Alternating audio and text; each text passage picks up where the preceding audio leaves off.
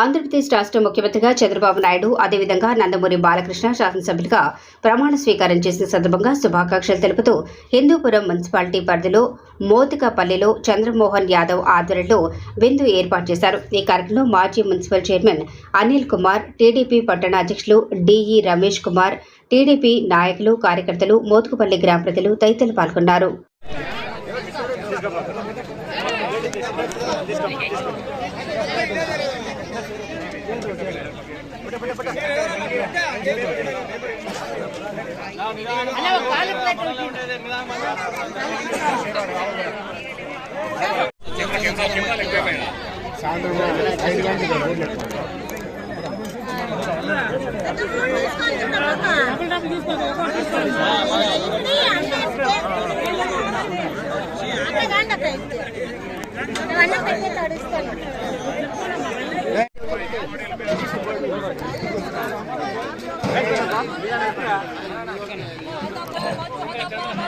plate ladies